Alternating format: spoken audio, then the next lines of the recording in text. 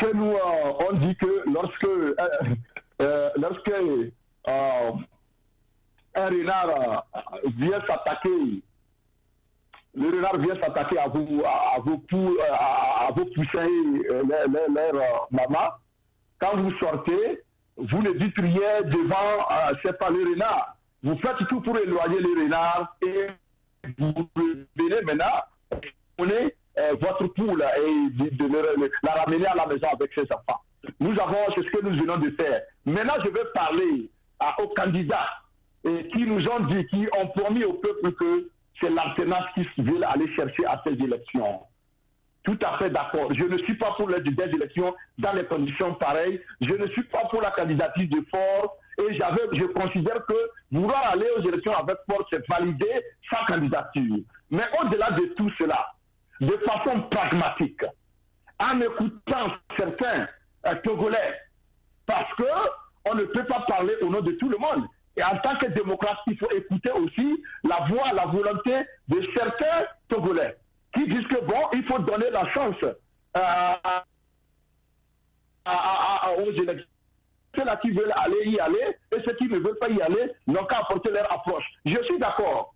Mais ce que je veux dire, c'est qu'il y a des choses que l'on ne peut pas accepter, même si l'on voulait se taire. Et là, je vais parler de la même chose que je viens de parler lorsque j'ai interpellé, lorsque j'ai lancé un défi à M. Faure. J'ai dit à ces candidats-là, maintenant je vais les appeler par leur nom. Nous avons 6 candidats qui sont restés en liste après l'invalidation de 2 candidatures depuis hier par la Cour constitutionnelle qui est une Cour constitutionnelle tétraplégique. Alors nous avons, comment l'appelle-t-on, le professeur Ounou, nous avons M. Jean-Pierre Fabre, nous avons M. Adome Kodjo, nous avons M. Maître Chassona, Traoré, nous avons Dr Poinsa, et le 6e c'est qui? Nous avons professeur Aimé Bougui. Tous ces candidats-là, s'il vous plaît, regardez-moi ici, les yeux dans les yeux. Où que vous soyez, je sais que Chronique de la semaine sera dans votre maison. Et vous avez obligation à nous apporter une réponse appropriée. Ce que je suis en train de vous demander, je ne vous demande pas, n'est-ce pas, de me faire l'impossible. Je vous demande seulement le possible. Le possible ici, c'est quoi? C'est que jusqu'à présent, vous n'avez pas encore dit au peuple togolais pourquoi, malgré les conditions décriées par tout le monde, vous insistez à y aller. Vous insistez à aller à ces élections. Supposons que vous ayez des raisons que vous ne voulez pas dévoiler ici. Maintenant, je vais vous dire, qu'est-ce qui vous coûte maintenant de dénoncer le processus qui est c'est par votre défaveur? Qu'est-ce qui vous pousse, qui vous bloque, ou bien qui est obstacle ici, qui vous fait obstacle, de faire en sorte que vous puissiez au moins demander le minimum de transparence? Vous ne dites rien, c'est comme si tout ce qui se passe, vous êtes content. Même lorsqu'on a recomposé la Cour constitutionnelle à moitié, vous n'avez rien dit. Maintenant, c'est les gens du RPT qui ont attendu. Comme vous n'avez rien dit, maintenant, ils sortent quelque chose, ils disent non. De toute façon, le quorum est atteint. 7 sur 9, on peut toujours faire avec.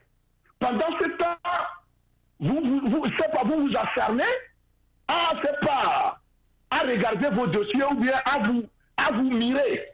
Je suis candidat et c'est fini. S'il vous plaît, je vous dis que vous êtes en train de jouer votre dernière carte politique. Ça, il faut que tout le monde le sache. Et il faut bien la jouer. Parce que personne, même vos militants les plus farouches, ne vous feront cadeau. Je vous dis, personne. Parce que il y a des occasions qui se créent pour au moins que vous puissiez rassurer ce peuple-là, en disant au moins que nous voulons plus de transparence. Ça aussi, vous ne pouvez pas dire. Vous voulez aller à une élection où vous ne pouvez même pas dire le minimum. Bon, qu'est-ce que vous allez promettre à ce peuple-là? Vous leur direz, bon, allons-y seulement. Non, ils ne vont pas y aller seulement. Ils vont vous poser des questions. Et partout où vous allez passer, notez bien, la question là va revenir. Vous comptez sur quoi? pour refuser de demander la transparence des élections et vous êtes en train d'y aller. On va vous le demander. Je ne sais pas si vous avez des réponses à donner, peut-être que vous refusez de nous les donner ici, mais je vous dis que dans les conditions actuelles d'organisation de ces élections-là, vous pouvez amener un ange contre fort sera déclaré vainqueur. Parce que tout est déjà prêt pour ça. Donc, autrement, vous irez seulement pour une simple figuration. Et je pense qu'il ne faut pas jouer comme ça.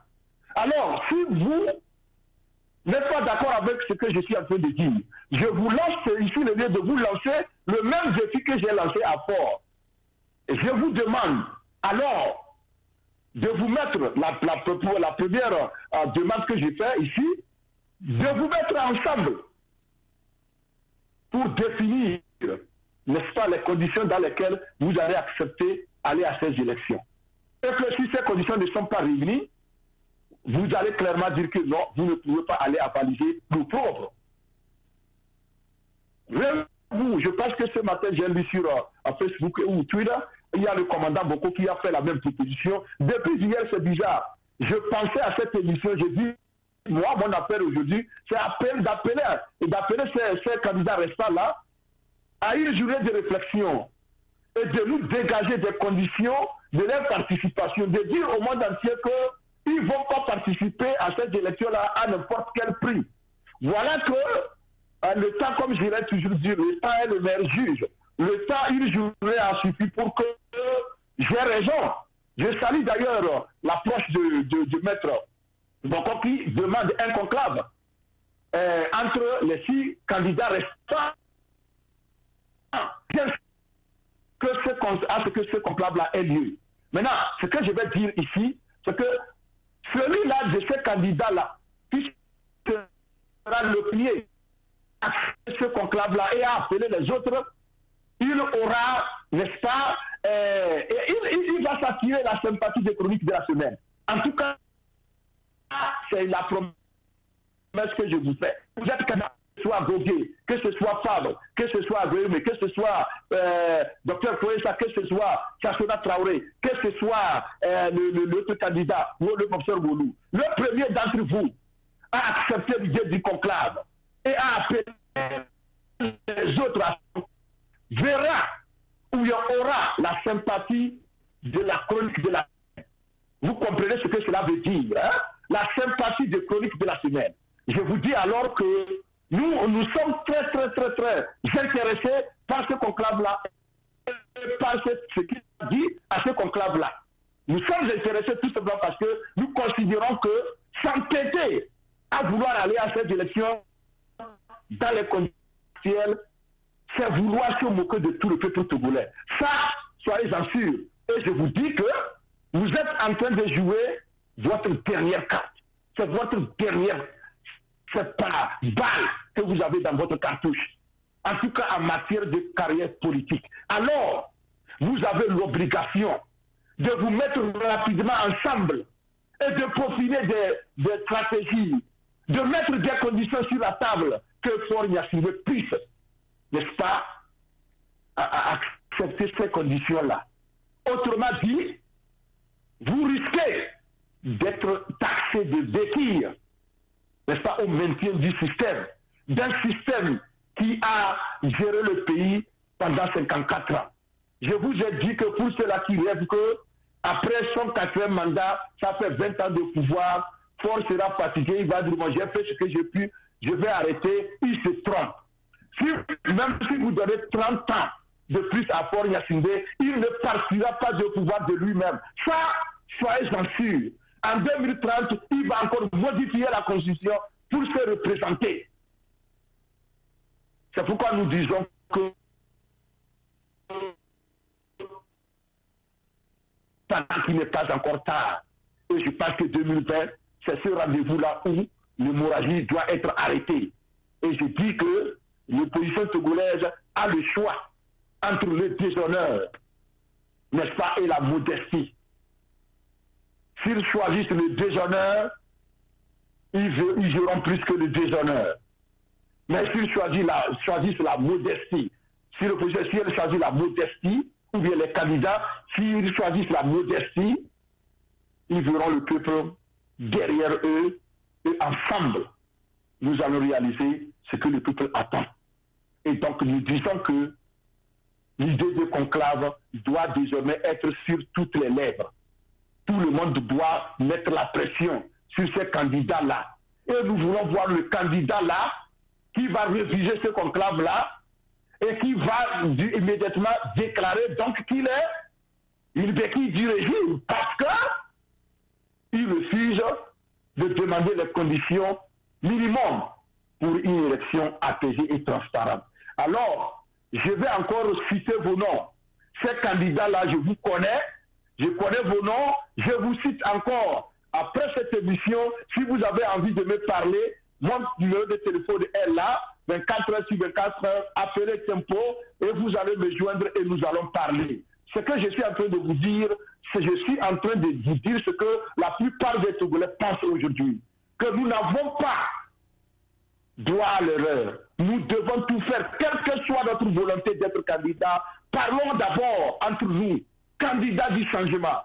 Réunissons-nous. Et celui-là qui va refuser cet appel-là, automatiquement, nous dit qu'il est pour la continuité du système cinquantenaire ou bien centenaire. Parce que désormais, nous n'allons plus parler de 50 ans de règne de Fort, nous allons parler de 100 ans. Parce que Fort ne sera pas au pouvoir après 2020 et partir à 2027. Il ne partira pas. Alors, nous disons que ceux-là qui veulent y aller, d'accord, mais nous voulons vous mettre ensemble. Réunissez-vous en conclave, parlez-vous les uns les autres.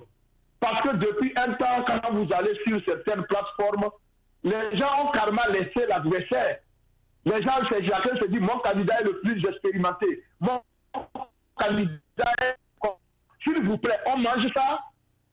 Il peut être, c'est pas, le guerrier des guerriers. Il peut être Achille, le grec. Il ne pourra pas sa victoire parce que les conditions ne sont pas là pour le faire.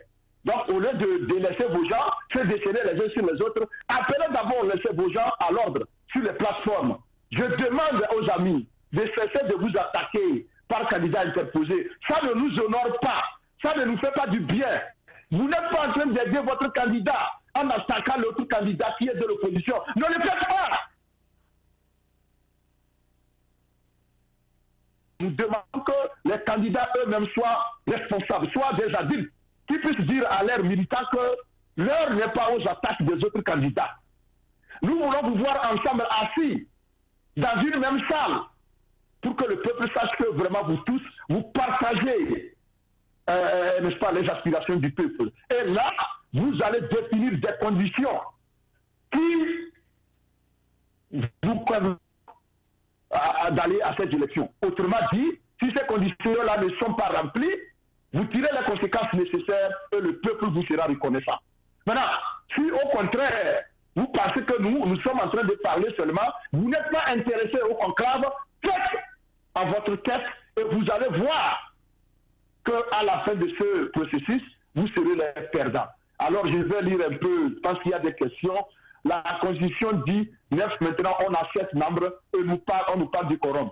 C'est du n'importe quoi. Et il y a une chose qui me marque, c'est ce silence complice de toute la classe politique concernant la situation que vivent les populations de ce côté.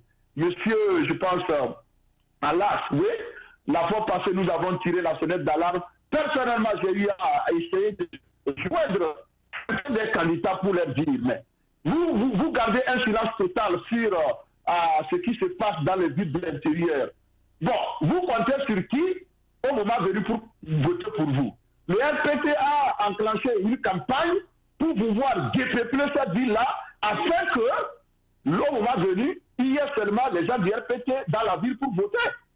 C'est un plan, c'est une stratégie que le RPT a mise en branle. Et parce que le RPT sait que dans cette ville-là, les gens se sont montrés contre le 4e mandat de Fort à travers leurs actes, à travers leurs mots, à travers leurs cœurs, ils l'ont prouvé. Le RPT, sachant qu'il n'aura rien en matière d'élection dans cette ville, il faut forcer les habitants à fuir les villes. Et pendant ce temps, des candidats qui iront demander le vote de ces populations-là ne disent rien, on dirait que tout sera à Lomé. Non, le Togo ne s'arrête pas à Lomé, mes chers candidats. Vous êtes en train de vous tirer des balles dans les pieds en seulement restant à Lomé, disant que vous êtes candidat. Cela n'est pas normal. Il faut sortir hors de Lomé. Il faut dénoncer la pagaille qui s'abat sur la population de Bafilo, de Sokone, de Mango. Il faut dénoncer la violence sur cette population-là et vous verrez que vous aurez plus de sympathie de la part de cette population. Et maintenant, vous êtes là. Cette population sont livrées à elle-même. Personne ne dénonce quoi que ce soit. Personne d'entre vous ne dénonce. On dirait que vous n'êtes pas au courant de ça. Pourtant, nous vous informons tous les jours qu'on est en train de maltraiter des gens. Et vous, ça ne vous dit rien. Et vous voulez diriger le Togo. Je ne suis pas content par rapport à ça. Alors je vous dis, vous avez du travail à faire. Dès ce soir, nous voulons entendre des candidats dignes de ce nom. Commençons par dénoncer, n'est-ce pas, la répression qui s'abat sur la population de l'intérieur. C'est en cela que les gens vont vous prendre au sérieux. On dirait que bon, vous ne voulez pas dénoncer quelque chose parce que si vous avez peur de dénoncer l'injustice, pourquoi vous allez vous présenter comme défenseur de la justice? Vous ne pouvez pas. Donnez-moi une preuve de votre capacité de vous battre pour la justice. Lorsque nous sommes en train d'assister à la violation massive des droits de l'homme des citoyens, est-ce que le docteur Mathieu Luther King n'a pas dit que l'injustice à un endroit est une menace à la justice partout dans le monde entier? Vous pensez que les représailles vont se limiter à Bafilo seulement? Non. Tout le monde sera atteint si on ne fait rien. C'est pourquoi j'ai dit que les candidats déclarés, vous avez la responsabilité de vous joindre à moi pour dénoncer, comme je l'ai toujours dénoncé, la répression aveugle, sauvage, qui s'abat sur la pauvre population de Bafilo et de ses environs. Si vous ne le faites pas, alors ne dites pas que vous êtes en train de parler au nom du peuple. Ou soit vous avez votre peuple ailleurs, celui que nous, on ne connaît pas. Si nous avons le même peuple, parlez comme je suis en train de le faire au nom de ce peuple-là. Parce que, quelque part, les gens ne dorment plus dans leur chambre. Quelque part, les gens ne sont plus libres de leur mouvement. Quelque part, les gens veillent par peur d'être attaqués. Je vous apprends que ce qui s'est passé la semaine passée à Soudou, lorsque l'armée a été déversée, les intimidations ont causé 2 morts de plus à Soudou. Un parent qui a dans cette lutte, on dirait que ce malheur-là, c'est sur cette famille-là. Vous vous souvenez, en 2017, un 6 septembre 2017, le jeune Adrien Rachad qui est mort à Bafilo, des suites de balles qu'il a reçues, n'est-ce pas, de nos militaires. Son oncle est décédé avant-hier seulement, des suites, n'est-ce pas, de la répression qui a sévi à Soudou. Cet oncle était en train de dormir. Lorsque les enfants fuyaient, n'est-ce pas, les militaires qui les chassaient, il s'est réveillé brusquement, il est retombé, il a piqué une crise dans la peur, il en est mort. Il y a l'autre dame qui aussi a subi le même sort, toujours à Soudou. Alors, mes chers opposants, si vous pensez que bon, la belle vie à Lomé, cela suffit pour être candidat, je vous dis non. Cela ne suffit pas. Parce que quelque part, les gens sont en train de mourir. Et dénoncer cela, c'est tout ce que je vous demande. Alors, pour ne pas... Je vais jeter un coup d'œil ici. Parce qu'il y a un message qui est là. Monsieur Wayne Lejamanais, Fort n'est pas au pouvoir pour repartir sitôt. Merci beaucoup. Je partage entièrement votre position.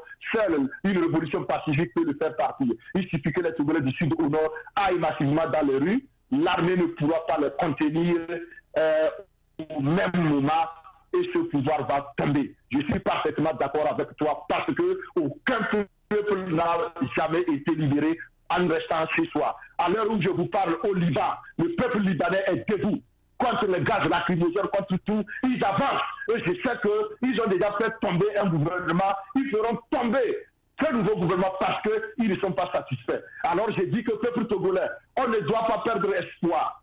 Je pense que nous avons encore la capacité de nous battre pour obtenir, n'est-ce pas, cette alternance-là, et de façon pacifique. Jean-Paul Sartre disait que la France n'a jamais été plus libre que sous l'occupation allemande. Je vais paraphraser en disant que le Togolais doit se sentir plus libre maintenant que nous sommes, n'est-ce pas, acculés, nous sommes sous l'oppression, nous n'avons qu'un seul choix, de nous battre pour nous libérer.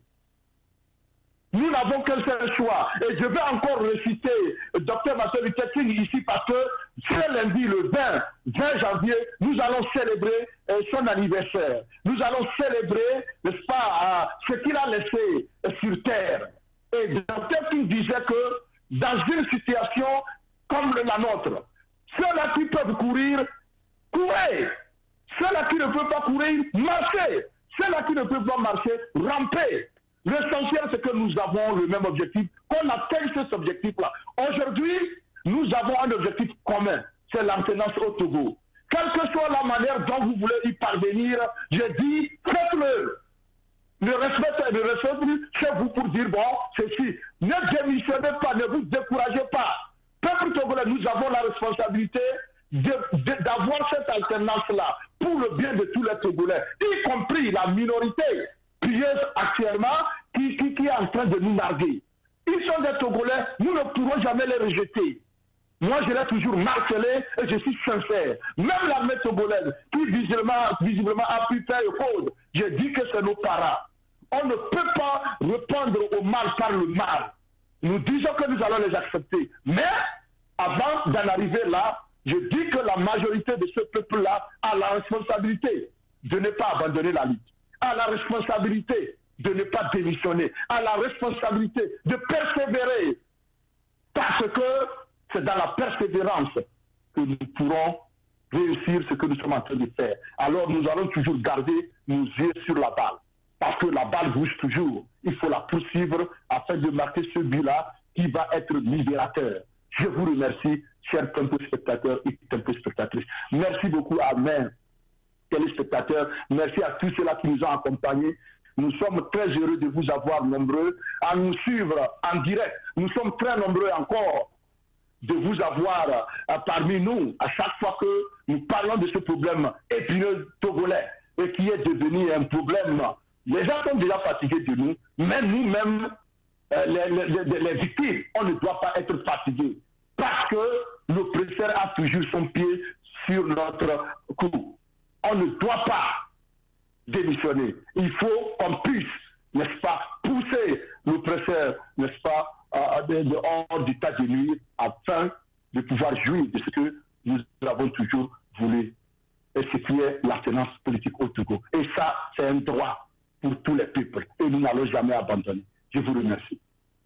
Salut à tous, chers téléspectateurs. Suivez les élections présidentielles 2020 au Togo à partir du 18 janvier au 23 février avec la participation effective des analystes politiques de la diaspora africaine et les journalistes de Tempo Afrique TV.